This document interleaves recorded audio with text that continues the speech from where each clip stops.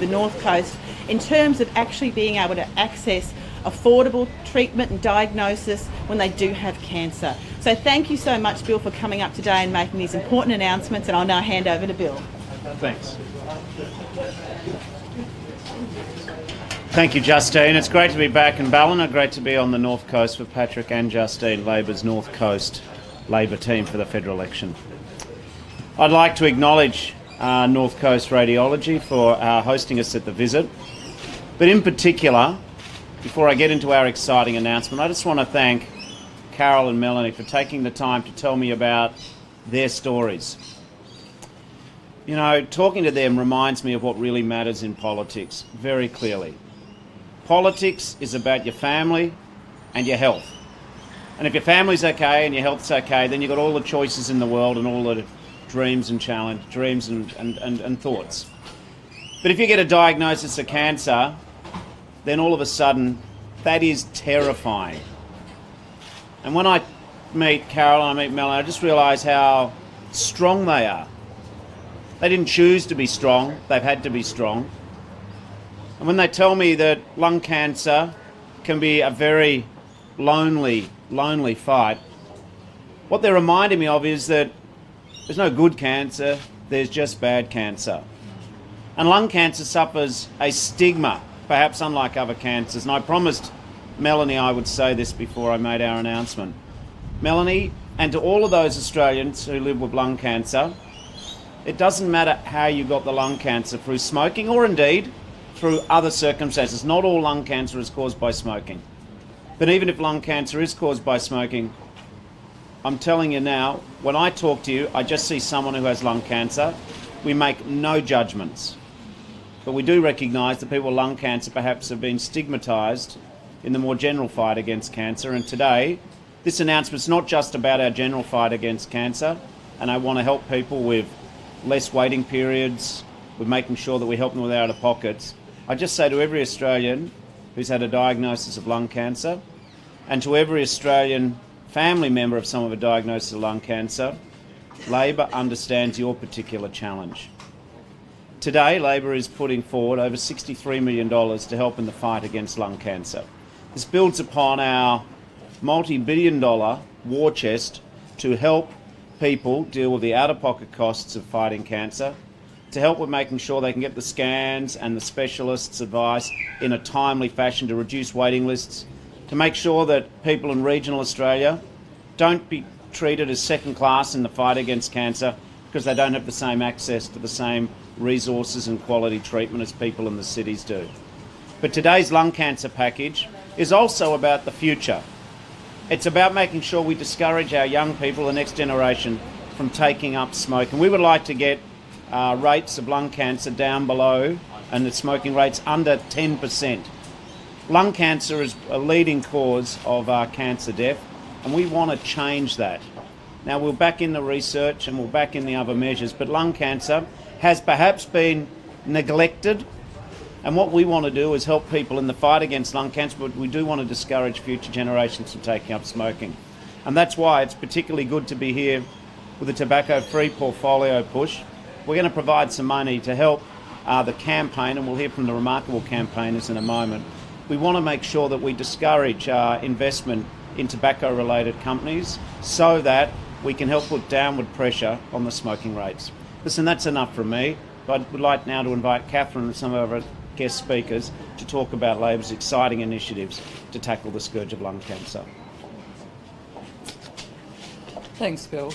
Well, some 13,000 people were diagnosed with lung cancer last year, and every year 10,000 die. We know that tobacco smoking is one of the leading causes of lung cancer, but we also know that 1 in 5 people who get lung cancer have never smoked. You think about it, you know, those of us in our 50s, we think about sitting in our car with our parents smoking away. You think about the carcinogenic exposure through all sorts of occupations that we've seen. Lung cancer has many causes, but it does have a substantial stigma, and we want to call that out today. This package that we're announcing today is comprised of $40 million to restart the National Tobacco Campaign. We haven't had a national tobacco campaign for 5.5 years, since Labor was last in office. We need that campaign to stop ensuring that young people are not encouraged to take up smoking, and that people are absolutely aware that cigarettes do damage. Every cigarette does damage. We're also announcing support services for people with lung cancer. There are only 7 lung cancer nurses across the country supporting over 3,500 lung cancer patients. We want to increase that by another 20 lung cancer nurses, and I want to recognise the Lung Foundation, who is here with us today, alongside 2 very, very beautiful patients that we've heard from today. We're also going to support Bronwyn King's tobacco-free portfolio. Bronwyn was an oncologist at the Peter Mac in Melbourne and discovered that her superannuation, part of it was invested in tobacco shares, and wanted to do something about it. She's taken this program, the divestment of superannuation and other investment portfolios from tobacco, internationally, and she's been speaking at the World Health Organisation. We want to support this great Australian in getting tobacco funding out of our superannuation. We also want to have an awareness campaign. We're seeing an emergence of lung disease happening in occupations where we thought we had long eliminated it. Young people, we had a young 36-year-old die in Queensland just recently who'd been obviously one of these people who've been cutting concrete products for many of our kitchens and benches that we have. We're seeing way too many young Australians begin to get lung disease back. But we're also going to be focusing on stigma and making sure people understand what happens. The fact that we haven't seen a national campaign for a long period, for 5.5 years, you have to question. This is a government that still has the National Party taking tobacco donations. Scott Morrison has to step up today and say to its coalition partners, enough. $56,000 it took from tobacco companies last year. And Philip Morris is the 2nd largest donor to the National Party. This is absolutely inexcusable, and Morrison has to get behind this campaign and get behind calling his National Party colleagues out and getting rid of their addiction to tobacco donations once and for all. I'm going to hand over to Sancha Aranda, who's from the Cancer Council, who's going to speak a little bit about the importance of this announcement and our broader cancer package. And Bronwyn King from Tobacco Free Portfolios will also talk a little bit about her work.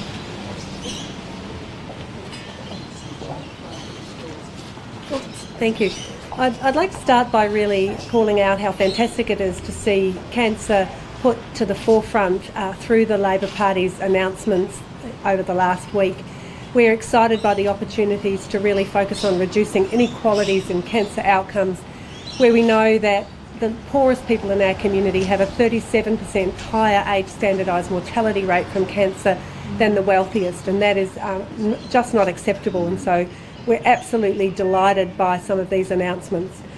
In relation to today's announcement specifically around lung cancer, we absolutely recognise the stigma associated with lung cancer and in fact with several cancers, but this important campaign shows that it doesn't matter how you get it, get cancer, but actually you deserve all the best treatment that the world can offer and the best chance of survival regardless of your circumstance. In terms of the money for the National Tobacco Campaign, this is the first major investment announcement since 1997. In the 1997 campaign, a 9 million investment saved 55,000 lives and also saved over 700 million in costs across the health and welfare systems. So we need to see investment in tobacco as anti-tobacco as really important. What's really important about this is that we know 2 things drive down smoking rates. One is taxation and the other is health messaging. All the national surveys show that at the moment, taxation or price is the only driver, and that the health driver is falling way behind other drivers of quitting smoking. And the end result of that is a slowing in the rate of reduction of tobacco smoking in this country. And so this investment will go a long way to ensuring not only do our young people not take up smoking, because of health messaging, but that those people who are already addicted and have fallen foul of the tobacco industry's terrible attempts to get us all addicted to nicotine are protected from that and given the opportunity to quit. So thank you to the Labor Party for making these announcements, and we look forward to seeing tobacco control and prevention at the heart of this next election process. So thank you very much.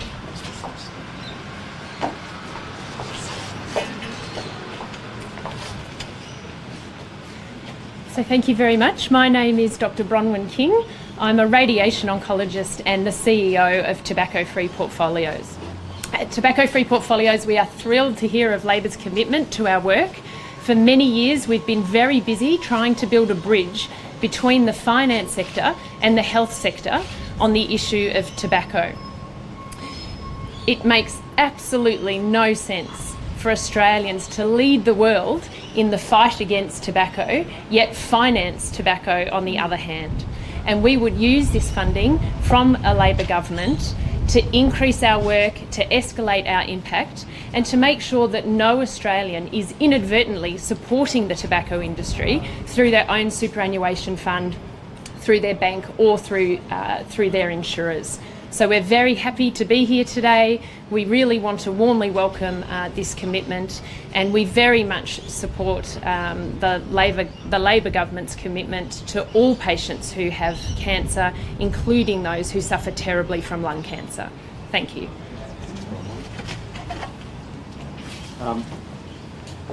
Catherine's got one more exciting announcement for the North Coast to make about radiation centres. I did also mean to mention that, very importantly, one of the initiatives we have announced is 13 radiation therapy centres across the community, 2 of which will be located in these communities, represented by Patrick and hopefully by Patrick and also by Justine. For Far North New South Wales, there will be one located in Far North New South Wales, and another centre will be located in Grafton. We know that only 1 in 3 people who are recommended for radiation therapy in Australia actually get access to it, where in comparable countries it is 1 in 2. We know that there are some 13,000 or 15% of people recommended for radiation therapy don't actually get access, and part of that is because it's just too far for many people to travel to get access to that radiation therapy, and of course cost is another factor. So these will be very important radiation therapy centres here for the communities along the New South Wales coast. Are there any...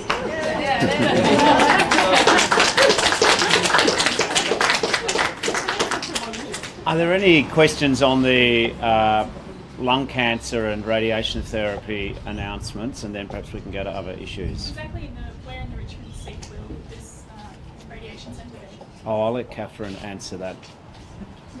Thank you. Thanks for that. We'll have to go through a process to determine the exact location, but obviously it would either be Ballina or Byron are the 2 logical locations for the centre. Any other questions on our fight against cancer and helping people with their out-of-pocket costs? So while this will help access for a lot of people, there will be still some left in the lurch, and some of the biggest costs are the travel costs for regional patients. Is Labor going to do anything about that? Yeah, I acknowledge that there are travel costs. The best way we're tackling that is bringing the services to the people. I mean, right now people have to travel vast distances. I've just been in Queensland. People have to frequently go to Brisbane to get timely attention. Same in regional New South Wales, Victoria, all parts of Australia. So our 13 radiation treatment centres is, I think, a game changer in terms of being able to provide services. Yesterday we announced $500 million to help our public hospitals be able to reduce the waiting lists for cancer treatment. I don't know if you know, but 83% of our fellow Australians who get a positive result out of the government bowel screening tests have to wait beyond the recommended period to actually get treatment. So our public system's spectacular, but we ask them to do a great deal with not enough. Our staff are fantastic, they do a great job. So we're putting in $500 million. Much of that will go to regional hospitals to be able to provide it. We were in Gladstone yesterday, Gladstone Hospital, well, I was also in Rockhampton, but we were in Gladstone Hospital yesterday. What it means by providing assistance there with some of this money is that 3,000 people who live in Gladstone won't have to travel to Rocky or Brisbane to get treatment. So I think one of the best ways we help defray travel costs is to invest in the regions. Our Medicare cancer plan is actually a regional Australia health plan. Too often the results in regional Australia in terms of fighting cancer are unacceptable, and there's one reason. It's because the services aren't close enough to home, or they're too expensive, or the waiting lists are too long. If there are no other questions, I'm happy to go to other matters. Mr. Short, in regards to the fish kill report, do you think the government's response will be enough to prevent a future fish kill? This government, too little, too late. Now, we've got a government in denial about the impact of climate change. We've got a government which is basically letting Australia's largest river system die because they haven't allowed enough flow of water from the north to the south. This is what happens when you get a crony government who just focuses on one part of the river system and not the rest. So, does anyone think if there was an election the government would have even done this? Labor commissioned the Australian Academy of Scientists. That's a peak body of scientists in Australia.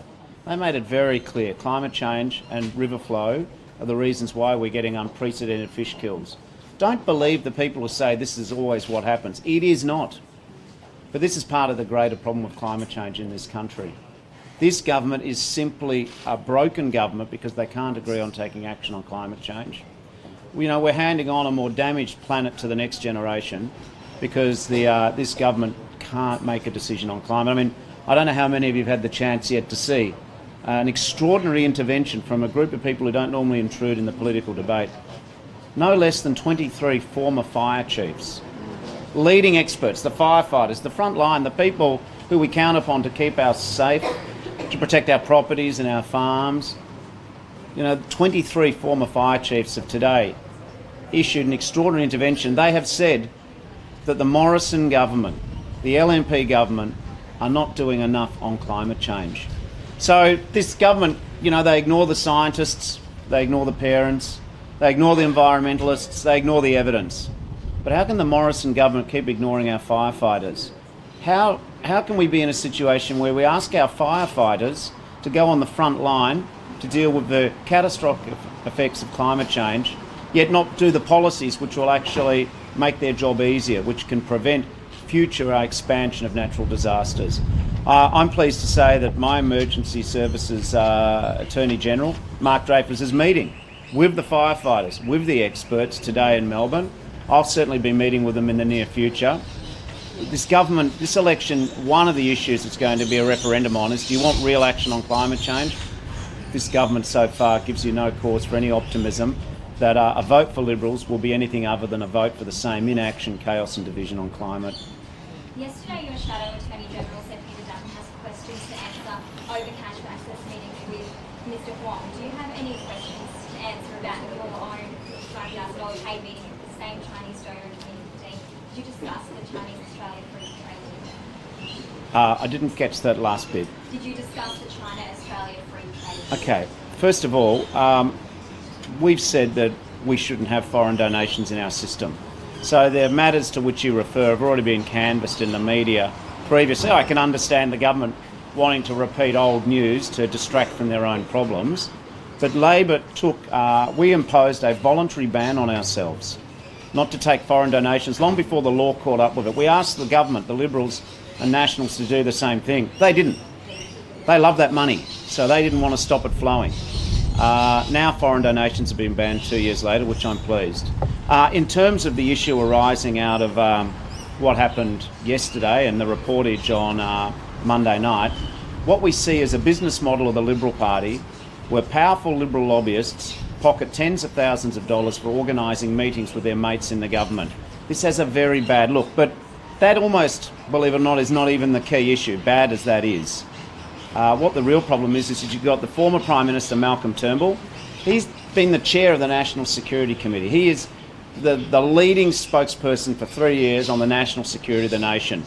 He's blown the whistle on these revelations, not the ones which are already out there in the public domain. He has blown the whistle on revelations about this, and he has said that Mr Morrison needs to explain this conduct. And he said that you can't wipe it under the carpet, you can't just brush it off as gossip. What we have is the former Liberal Prime Minister accusing the current government of not dealing with an issue, and doesn't it just highlight again the complete division and dysfunction in the government? Australians are sick of the infighting of the Liberals, especially when it comes to national security. What about your meeting though? What was discussed there? What commitments were made? We have plenty of meetings with all sorts of people. We always talk about foreign policy, you can talk about domestic policy, but one thing's for sure, any donation that was given to Labor, and I thought to the Liberals, is always disclosed. You mightn't be aware, but Labor's got a self-imposed standard that if anyone wants to make a donation above $1,000, it has to be disclosed. What we've seen here on Monday is a revelation that senior Liberal power brokers are pocketing money for themselves, not even their party. They're pocketing money for themselves, providing cash for access. But I think what has compounded the problems for the current government is the former Prime Minister, the man who the Liberal Party said we should all vote for in 2016, the man who they said we should vote for at the last election, has now blown the whistle on the conduct of the current Prime Minister and his senior ministers. How much division under the current government does this nation have to put up with before this current government realises they can't just cover up these matters, and what they've got to do is focus on the national interest and the people rather than their own infighting? Any other questions? Oh, listen, we have made very clear about donations. The issue here is that it's not me saying that Mr Morrison's wiping this under the carpet. It's Malcolm Turnbull. Well, what is going on in these Liberals? They're all shaking hands. They're all best mates last year.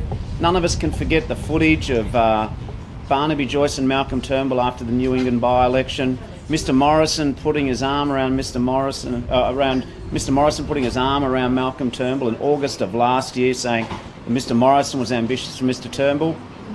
But because all of a sudden they're so bitter with hate, anything Malcolm Turnbull says apparently is wrong according to Mr Morrison. You know, this is not the way to run the national security of the nation. This is not the way to run the government of the nation. A party that can't govern itself can't govern the nation. And it's not me saying this. Malcolm Turnbull's criticising the current crew, but the people of Australia are just fed up with a lot of them. Why aren't you marching in the Change the Rules rallies today? Why am I? Or? Why aren't you marching in the Change the Rules rallies? Because I'm here. And If you were in Melbourne, would you be marching alongside Melbourne? well, I'm not in Melbourne, and the point about it is, there are two or three things. One is, I am very, very, very proud of the fact that Labor is enunciating a plan to help Australians in the fight of their lives. You know, we overcomplicate politics sometimes. It's all about the gotcha and the division and the personalities. When you strip away all the rubbish and all the noise and a lot of the coverage of politics, what really matters is your family and your health. I feel privileged to have spoken to both Carol and to Melanie today. Both of these women are very strong. They've had the shock of their lives. Cancer's not a journey, it's an ordeal, it's hell, it's terrifying.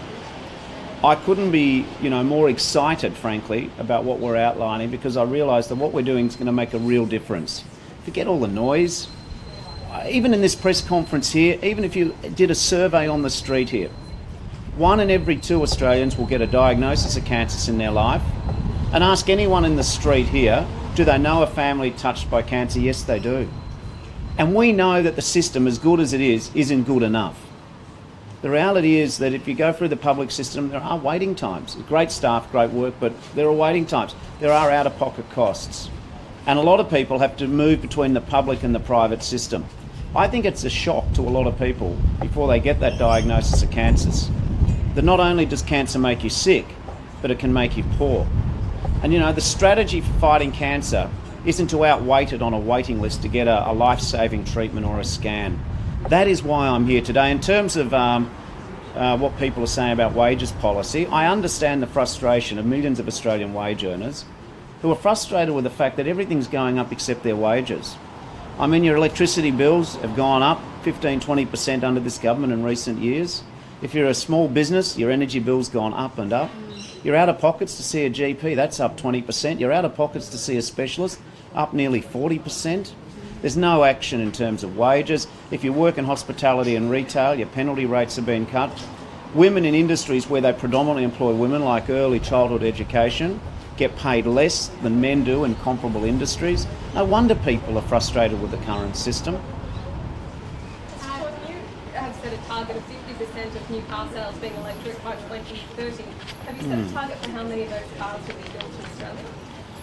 Well, I've noticed that this government's, they're so addicted to scare campaigns, they even want to scare you about their own policies, because there's a lot of similarities between our policy and the government's. I'm fortunate at the moment, I'm going to hand over to a senator who could have her own motoring show. She's that expert on electric vehicles. But the point about it, in all seriousness, is this. We must have one of the few governments in the world who hasn't read about the future of electric car vehicles. The reality is that all of the big car companies around the world are moving to producing electric vehicles. What we want to do is make sure that Australia is in the debate, that we're giving Australians choice for cheaper vehicles powered by electricity. It's very clear, and all the experts have said, that electric vehicles over time are going to decrease the cost of owning a car. But we need to send a signal to the world to start selling us cheaper versions of electric vehicles. I mean, we want to be a nation that manufactures here. Never let us forget that under the current Liberal national government, we lost the car industry. We lost tens of thousands of jobs. Other first world countries are manufacturing cars, but our short-sighted Luddites gave up on manufacturing cars in Australia. But under us, it's going to be different.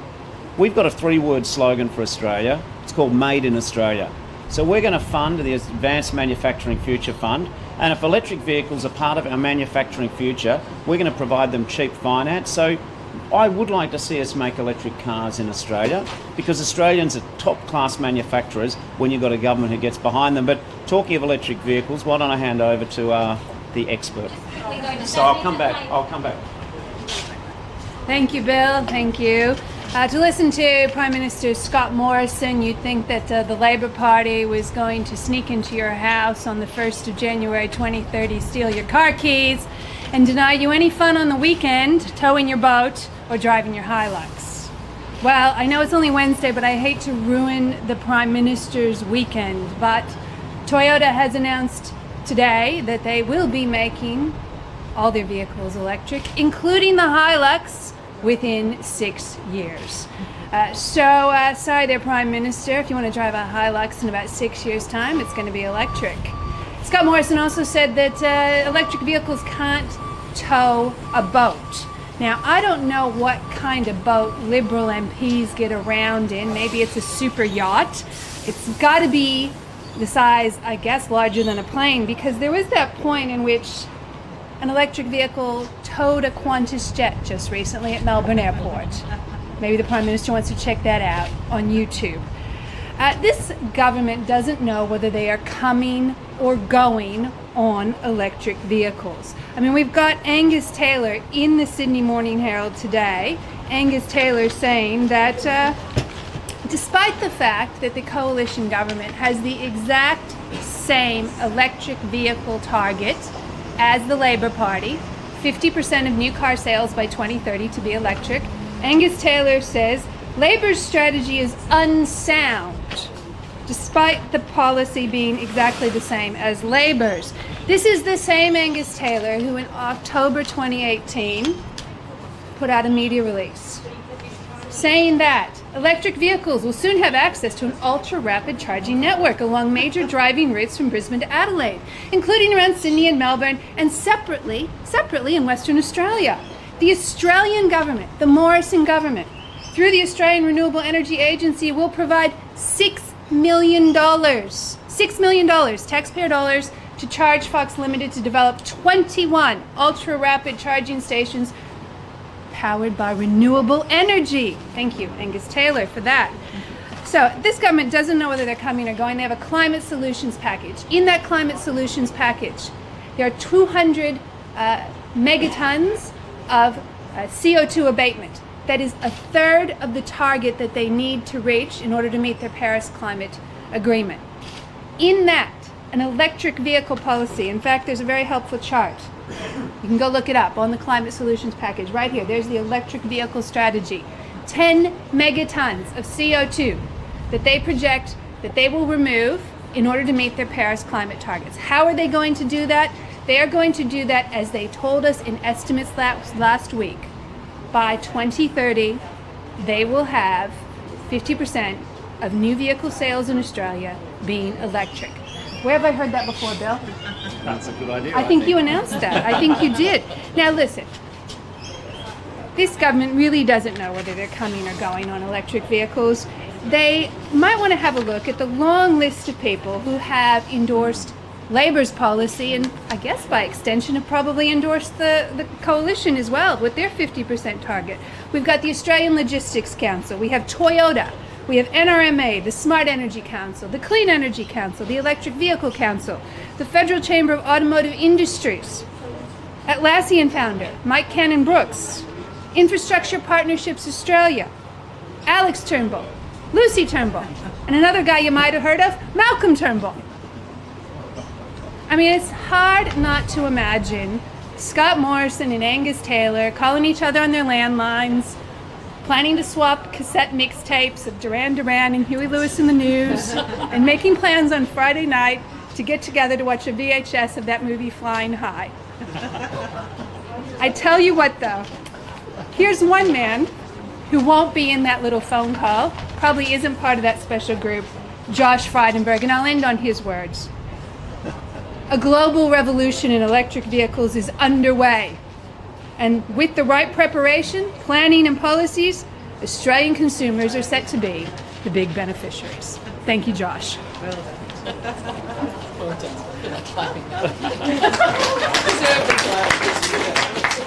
It seems a shame not to end the press conference at that stage. It was such a good point. Are there any last questions? Yeah, you sort of touched on it before, but does Labor then have plans to offer millions of dollars to these automotive giants to help resurrect the car industry? We can't put back together what the Liberals destroyed. We can't bring Holden and Ford and Toyota back. We had a great car industry, and it certainly didn't require the sort of tax assistance which this government give multinationals or big banks, but they blew it. They wrecked the car industry, and I, for one, aren't going to forgive them for that. But you can't put it back together again. But I don't want Australia to be a country who misses out on the future.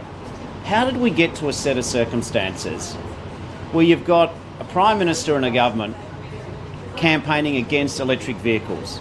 Let's just deal with the scare nonsense. No one's going to take your car off you, okay? But why should we deny Australians in the next dozen years the opportunity for cheaper, more fuel-efficient cars, world's best technology? When did this become a country who decided to pull up the drawbridge and say the rest of the world's too hard, we're afraid of the future, and we're just going to live in a black and white world and no colour TV, AM world, not FM world, no Wi-Fi, no smartphones? Australians are early adapters. They love new technology. We will work with industry, we'll work with the people, but we should be a country, in my opinion, who makes things. We can make electric vehicles. We're certainly not going to say no, but we have no specific plans of the nature which the government's trying to cook up at the minute. All right. Will there be a target for how many cars are built in Australia? No, we've got to walk before we run. First of all, we've got to get rid of a government who thinks the electric vehicles are the devil. Listen, one final thing just to finish up. I just say to Mr Morrison, for goodness sakes, mate, call the election. That's not, I'm relaxed when you call it. We're ready. We've got the policies. I've got a united team. We've got a vision for the future. It's no skin off my nose if you drag it on and on, but the people of Australia deserve better from their government. Let's stop wasting the advertising. Let's just call the election. This is, sure, you can call it tonight, you could drive to Yarralumla, you do it tomorrow, maybe you do it Sunday, maybe that makes you feel very sort of on top of everything. The reality is there'll be an election, let's get on with it. The Australian people now want to actually make a choice. 6 years of instability, 6 years, 3 Prime Ministers, 13 energy policies, enough's enough, time's up, let's have an election. Thank you, everybody.